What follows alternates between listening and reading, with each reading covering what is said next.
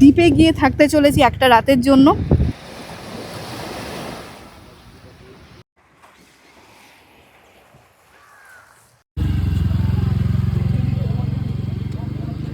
ওরে ভাই,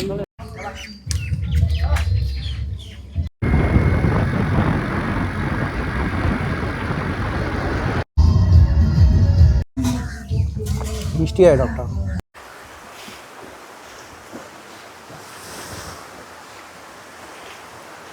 hello everyone, welcome and welcome back to my channel carefree soul. আমি হলাম তোমাদের কেয়ার ফ্রি সোল, আর আমি ওর কেয়ারিং হাজব্যান্ড। আজকে আমরা দুজন মিলে বেরিয়ে পড়েছি 25 তারিখ একটা নতুন ট্রিপের উদ্দেশ্যে। আজকে আমরা যাচ্ছি তোমার মৌসুমী আইল্যান্ড। তো মৌসুমী আইল্যান্ডের জন্য আমাদের বেরোতে অনেকটা লেট হয়ে গেছে, এখন ঘড়িতে বাজছে অলরেডি 7:30। তো আমরা ভেবেছিলাম 5টায় বেরোবো, বাট এগিয়ে আমরা দুজনই খুব লেট। না, ঘড়িতে অলরেডি 8টা বাজে। তুই কি দেখিস বলছিস? তুই অনেক লেট হয়ে গেছে ভাই। ভাই প্রচুর লেট হয়ে গেছে আমাদের। তো আমরা মনে হচ্ছে ওখানে গিয়ে সকালবেলা ডাবের জলটা ওখানে যেতে যেতে নারকেল হয়ে যাবে। তো জানি না এবার কি হবে। তো এখন আমরা এখান দিয়ে যাবো, এখান থেকে আমরা বেহালা জোকা রাস্তাটা ধরে যে সোজা রাস্তাটা তোমার যাচ্ছে নামখানা ক্যানিং হয়ে অবধি যাবো। ওখান থেকে আবার আমাদের স্কুটিটা নিয়ে আমরা যাচ্ছি মৌসুমী আইল্যান্ড। আমার অনেক দিনে যাওয়ার ইচ্ছা ছিল, বাট আমি কখনো যাইনি, কারণ হচ্ছে আমি যখনই ভেবেছিলাম তখনই হয় বর্ষাকাল ছিল, না হলে গরমকাল ছিল, তো কখনোই যাওয়া হয়নি। তো এই টাইমটা হচ্ছে আইডিয়াল টাইম মৌসুমী আইল্যান্ড যাওয়ার জন্য। আর আরও যা যা ডিটেলস আছে সেগুলো কিন্তু তোমাদেরকে যেতে যেতে আমরা বলবো। তাহলে চলো ব্লগটা শুরু করা যাক।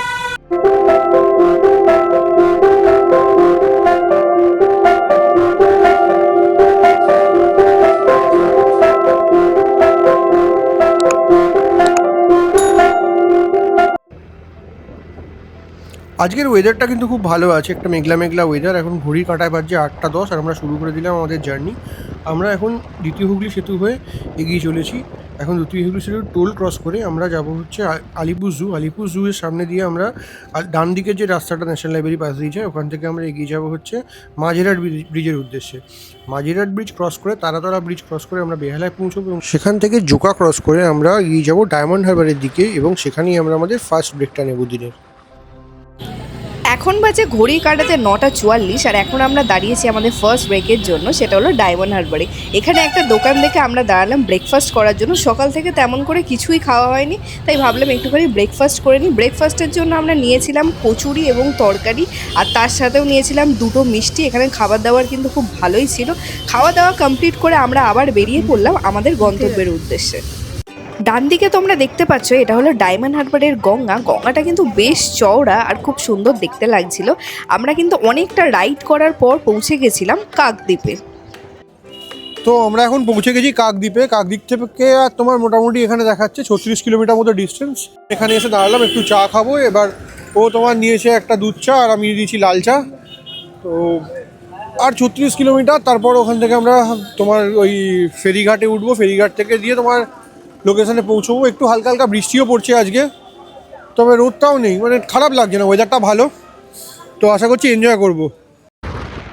আমি তো রাইড করতে এসে কখনো ভাবতেই পারিনি যে 25শে ডিসেম্বর মানে ডিসেম্বর মাসে উইন্টারে নাকি এত বৃষ্টি হবে।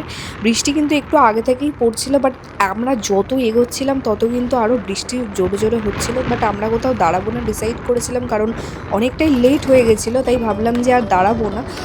তারপরে কিন্তু আমরা পৌঁছে গেলাম নামখানাতে।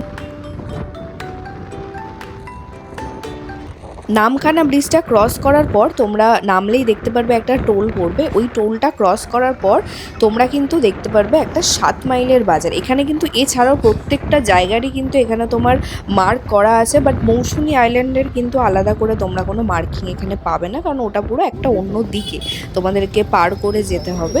তো তোমরা কিন্তু এই রাস্তাটাকে ফলো করলে 7 মাইল বাজার বলে একটা জায়গা পাবে। তোমরা কাউকে জিজ্ঞাসাও করতে পারো। 7 মাইল বাজার থেকে তোমাদের নিতে হবে হচ্ছে ডান দিক। গ্রামের মধ্যে দিয়ে অনেকটা কাঁচা পাকা রাস্তা ক্রস করলে তোমরা দেখতে পারবে একটা কার পার্কিংয়ের জায়গা। যারা 4 হুইলার নিয়ে আসতে চাও তাদেরকে কিন্তু গাড়িটা এখানেই পার্ক করতে হবে, কারণ গাড়ি নিয়ে কিন্তু তোমরা নৌকা পার করতে পারবে না। আর যারা 2 হুইলার নিয়ে যাচ্ছ তাদের জন্য একটা অদ্ভুত এক্সপিরিয়েন্স হবে। যেমন এখন আমার স্কুটিটা নিয়ে ওই দূরে চলে গেল, তোমরা দেখতে পাচ্ছ। এখানে কিন্তু আমরা ভয়ে ভয়ে নিজেরা নামাইনি, তার জন্য কিন্তু কোনো চিন্তা নেই। ওখানে কিন্তু লোক থাকে, ওখানে তোমার স্কুটিটা নামিয়ে দেবে, নৌকাতে তুলেও দেবে। আর ভয় পাওয়ার মতো কিন্তু কোনো কারণ নেই, ওরা খুব সেফলি কাজটা করে। এখানে কিন্তু প্রায় 3-4টে স্কুটি বাইক উঠেছিল এবং তার সাথে কিন্তু আরও 20-25 জন লোকও উঠেছিল। তো এখানে কিন্তু কোনো প্রবলেম আমাদের হয়নি। তোমরা দেখতে পাচ্ছ এখানে অনেক লোকজনই কিন্তু পারাপার করছে এবং এই কাজগুলো কিন্তু ডেলি হয়, তো কোনো ভয়ের কোনো কারণ নেই। আর এছাড়াও তোমরা যখন নামবে নৌকা থেকে তখনও কিন্তু ওই যে মাঝি দাদাগুলো থাকে তারা কিন্তু তুলে দেবে। এখানে দেখতে পাচ্ছ এখানে অনেক জায়গাটা স্টিফ আছে, তো নিজেরা তুলতে আমি জানি না তোমরা পারবে কি না, চেষ্টা করতে পারো, বাট ওরা কিন্তু তুলে দেবে এবং পুরো প্রসেসটার জন্য কিন্তু ওরা 60 টাকা চার্জ করে।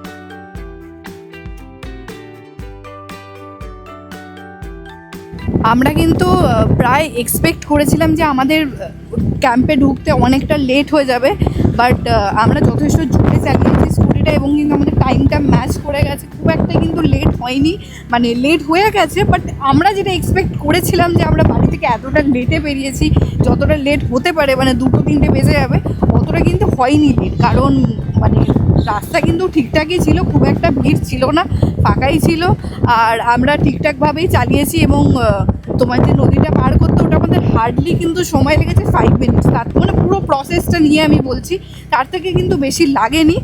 আর এই যে তোমরা মানে পুরো ব্যাপারটা দেখছো পিছনে, এটা কিন্তু একটা প্রপার গ্রাম, মানে আমাদের এরকমই মনে হচ্ছে আমরা পুরো সিটি লাইফ থেকে পুরো ডিসকানেক্টেড।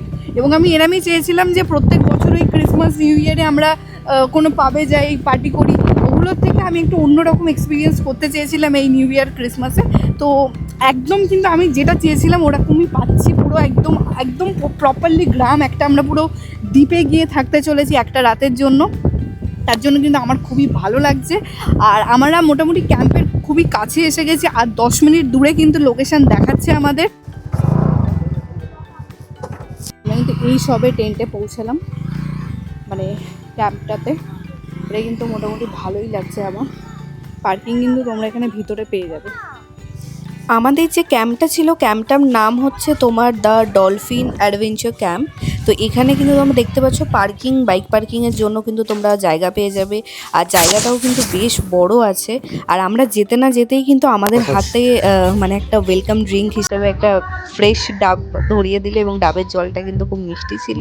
আর তারপরে কিন্তু আমরা ঘুরতে বেরিয়ে পড়লাম। এটা হচ্ছে তোমার ডাইনিং স্পেসটা, এখানে কিন্তু খাওয়া দাওয়া হবে, এখানে বসার ভালো ব্যবস্থা আছে। আর আমার ডান দিকে কিন্তু এখানে টেন্টগুলো একটা শেডের মধ্যে আছে, তোমরা দেখতে পাচ্ছ। হ্যাঁ, এগুলোতে আমি পরে আসছি, এগুলো তোমাকে পরে দেখাবো। আর আমার বাঁদিকে কিন্তু আবার দেখা যাচ্ছে এখানে রিসেপশন, এখানে কিন্তু রিসেপশনে আমরা এখান থেকেই পুরো বুকিংটা কমপ্লিট করে, আর তোমাদের কিন্তু হয় ভোটার কার্ড না হলে আধার কার্ড কিন্তু নিয়ে আসতেই হবে। এখানে কিন্তু প্যান কার্ড আইডি হিসাবে কিন্তু এখানে অ্যাকসেপ্টেড নয়, এটা সব জায়গাতেই তাই, কিন্তু অনেকে প্যান কার্ড এনেছে, তাই আমি তোমাদের আগে থেকে বলে দিলাম যে প্যান কার্ড কিন্তু এখানে অ্যাকসেপ্টেড নয়। আর এখানে একটা কমন ওয়াশরুম আছে, লেডিস ওয়াশরুমটা আমি এখানে দেখতে পাচ্ছি, জেন্টসটা এইদিকে মনে হয়। এটা কিন্তু কমন, যদি তোমার টেন্টে থাকো তাহলে কিন্তু তোমাদের কমন ওয়াশরুম ইউজ করতে হবে, আর তোমরা যদি এইদিকে কটেজ আছে কটেজগুলোতে থাকো তাহলে কিন্তু তোমরা পার্সোনাল ওয়াশরুম পাবে। আর এবার যেটা আমি দেখাবো সেটা হলো আমাদের টেন্ট। চলো।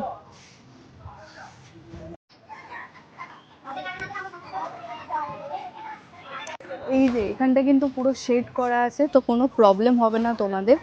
আমাদের যে টেন্টটা সেটা কিন্তু এটা, টেন্টটা কিন্তু দেখতে পাচ্ছি একটু উঁচুতে আছে মাটি থেকে, অন্য টেন্টগুলো কিন্তু বালির মধ্যেই আছে, কিন্তু আমাদের টেন্টটা একটুখানি উঁচুতে আছে। আমি তোমাদের দেখিয়ে দিই ভেতরটা খুলে।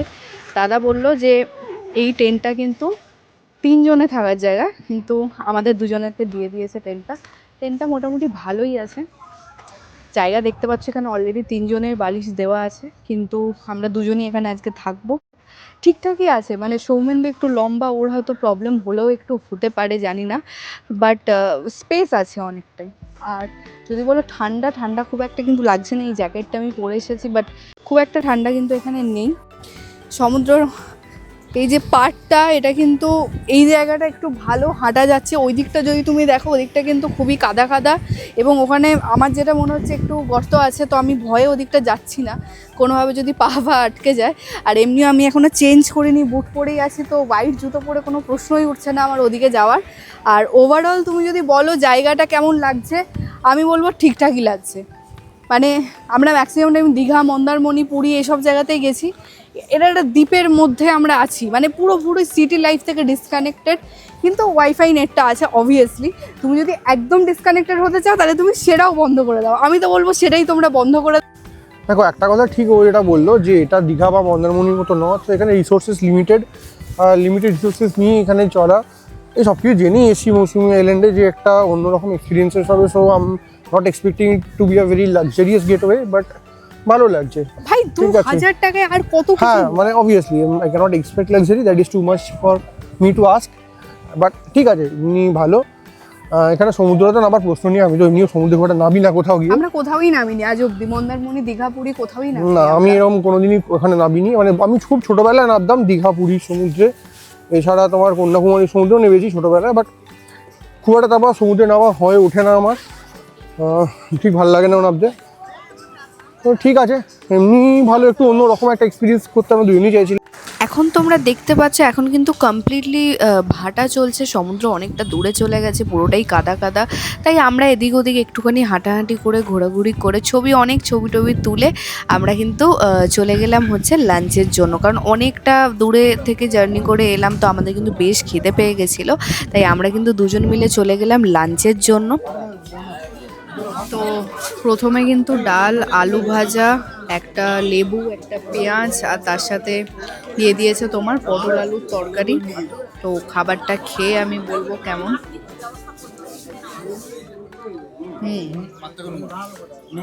ডালটা আর পটল আলুর তরকারি খুব ব্যাপক খেতে।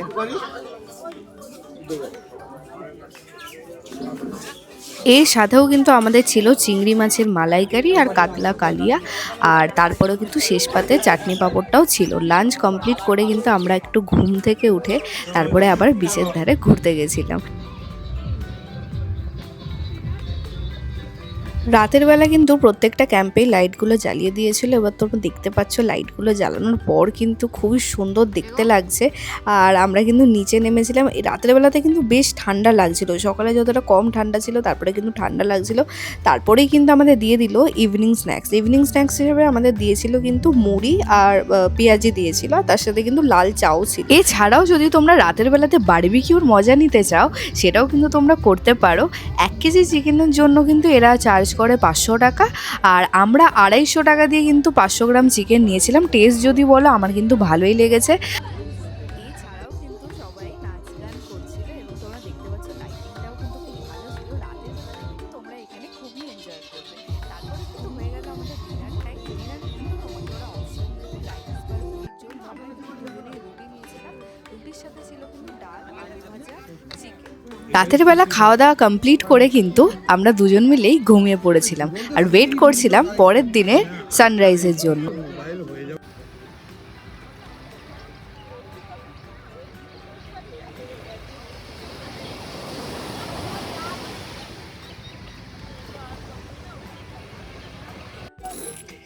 গুড মর্নিং সবাইকে। এখন আমরা উঠলাম, সৌমেন্দু চা নিয়ে দাঁড়িয়ে আছে। আমি পুরো রেডি, ঠিক আছে।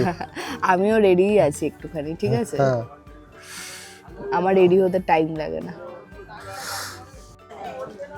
তো আমরা মোটামুটি এই টাইমটার মধ্যে এখন ভাবছি চেক আউট করে যাব। তো আমরা কিন্তু এখানে আমাদের থাকার এক্সপিরিয়েন্স যদি তোমরা বলো খুবই ভালো, এবং আমাদের সাথে কিন্তু আমাদের ওনার দাদা আছে। তোমরা যদি কখনো এখানে আসতে চাও এবং তোমরা যদি কখনো টেন্টে থাকতে চাও তাহলে আমি বলবো প্লিজ এখানে এসো। এখানের এক্সপিরিয়েন্স কিন্তু আমাদের খুবই ভালো লেগেছে। আমরা দুজন এখানে এসেছি এবং অবশ্যই আমাদের যখনই ফাঁকা টাইম থাকবে আমরা কিন্তু এই ক্যাম্পে আবার করে ভিজিট করব। আর আমি তোমাদেরকেও এটাই সাজেশন দেবো যে তোমরাও যদি কখনো মৌসুমী আইল্যান্ড আসছো তাহলে কিন্তু অবশ্যই এই ক্যাম্পেই তোমরা আসবে। তাহলে চলো সঞ্জয়দার সাথে আমরা ডিরেক্টলি কথা বলে নিই। নমস্কার। প্রথমেই আপনাদের যে ইউটিউব চ্যানেল কেয়ারফুলি সোলকে ধন্যবাদ জানাই। আপনারা আমাদের রিসর্টে এসছেন, এখানে এসে আপনারা ইউটিউব করছেন, আপনাদের শুভেচ্ছা রইল। আপনাদের এই চ্যানেল আরও অনেক দীর্ঘায়িত হোক, অনেক সাবস্ক্রাইবার হোক এবং অনেক অনেক লোকের কাছে আপনারা পৌঁছুন। তো আমাদের এখানে অ্যাকোমোডেশন টাইপ বলতে টেন্ট স্টে আছে, আবার রুম বা এই যে এটা দেখেন ভিলা স্টেও আছে। যদি টেন্টে থাকেন টেন্টেরও 2-3 রকমের ভাগ আছে, যেরকম ট্রিপল শেয়ারিং টেন্ট বা কাপল টেন্ট, সেগুলো সি ফেসিং টেন্ট হয়। সি ফেসিং টেন্ট ভাড়া এমনি 1200 টাকা পার পারসন, এবার টাইম টু টাইম ভ্যারি করতে পারে ওটা। এছাড়া ডরমেটরি টেন্ট হয়, যেগুলো যারা গ্রুপে আসে বন্ধুবান্ধব গ্রুপ, ব্যাচেলার গ্রুপ বা ফ্যামিলি গ্রুপ, তারা বলে যে এক রাতে বা 2 রাতের জন্য আসছি, তাহলে সেক্ষেত্রে ভাগ ভাগ হয়ে না থাকে একসাথে থাকবো, তার সেটা থাকার মজাই আলাদা। সেগুলো ঘরের মতো হাউস টেন্ট বলে, সেগুলো তো ওই একই রেট, ওই 1200 টাকা পার পারসন। এবার টাইম টু টাইম ভ্যারি করে ওটা।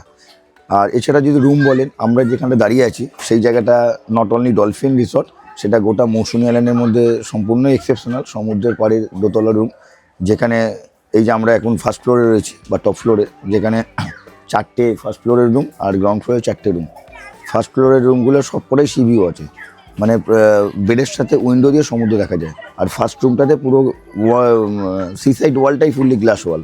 তো আপনারা বুঝতেই পারছেন এই জায়গাটা সম্পূর্ণ একদম অন্যরকম এক্সপিরিয়েন্স হবে। এই আমি এখন ব্যালকনিতে বসে আছি, দেখছেন এই ব্যালকনি থেকে আমি সমস্ত সম্পূর্ণ এখানকার রিসর্ট এবং পুরো সি বিচ সমুদ্রটাকে আমরা উপভোগ করতে পারছি। এটা খুবই এক্সেপশনাল। এটা অ্যাকচুয়ালি নেওয়ার জন্য লাইনেও লোক থাকে, পাওয়া যায় না সচরাচর, তো একটু আগে থেকে বুক করে আমরাও কিন্তু লাস্ট মোমেন্টেই পেয়েছি দাদাকে অনেক রিকোয়েস্ট করে, কারণ এখানে কিন্তু লোক যদি তোমরা বলো ফুল ক্যাম্প কিন্তু পুরো ভর্তি লোক। আর কালকে রাতে কিন্তু ডিজে নাইট ছিল, আমরা খুব মজা করেছি। আর এর সাথে যেটা এক্সক্লুসিভ সেটা হলো এর সাথে এই টাকার মধ্যে কিন্তু তোমাদের 4 বেলার সুস্বাদু খাবার কিন্তু ইনক্লুডেড থাকবে। আচ্ছা, এই প্রাইসগুলো বলি। যে গ্রাউন্ড ফ্লোরের যে রুমগুলো সেগুলো সি ভিউ আছে, আর ফার্স্ট ফ্লোরগুলো সি ভিউ আছে। তো গ্রাউন্ড ফ্লোরের রুমগুলো অ্যাকচুয়ালি 1600 টাকা পার পারসন, আর এই আমরা এই যে টপ ফ্লোর বা ফার্স্ট ফ্লোর যেটা আছে এটা 1800 পার পারসন। বাট ওই যে বললাম time to time group to group ওটা ভ্যারি করে প্রাইসটা। আর এখানে ফুডিংয়ের মধ্যে 4 টাইমস ফুড থাকে, লাঞ্চ, ইভিনিং স্ন্যাক্স, ডিনার, পরের দিনের ব্রেকফাস্ট, একটা ওয়েলকাম ড্রিঙ্কস থাকে। এছাড়া আমাদের অকেশনালি রেটটাকে চেঞ্জ হয়, বা যখন বর্ষাকাল, গরমকাল, যেমন অফ সিজনের সময় তখন রেটটা ভ্যারি করে। এছাড়া আমাদের সামনে একটা নিশ্চয়ই আপনারা দেখিয়েছেন যে মাচা, সমুদ্র বিচের উপর একটা মাচা করা আছে, যেখানে বসে আড্ডা মারা যাবে।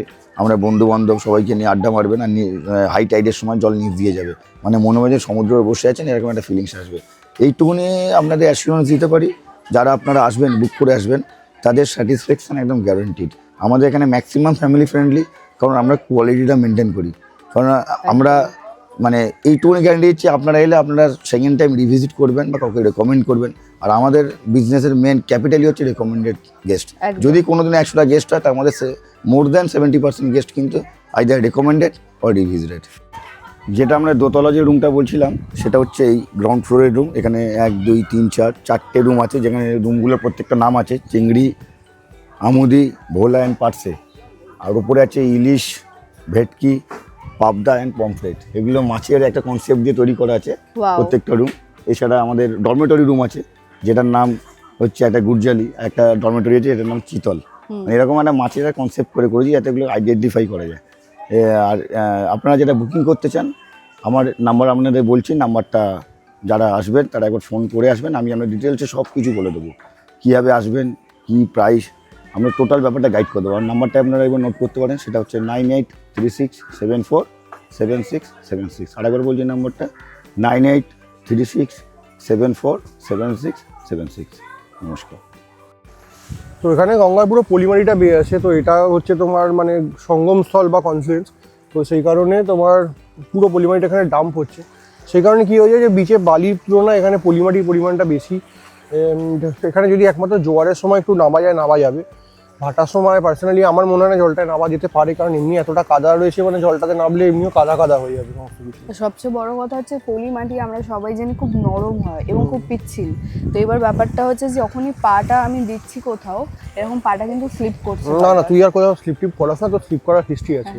তো এইখানে ব্যাপারটা হচ্ছে এখানে অনেক গর্ত আছে, তো যদি জোয়ারের সময়তেও কেউ নামে সে তো জানতে পারবে না কোথায় গর্তটা আছে।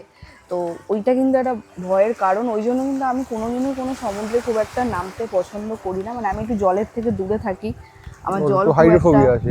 হ্যাঁ, মানে আমার জল খুব একটা পছন্দ নয়, এটাকে জলাতঙ্ক বলে।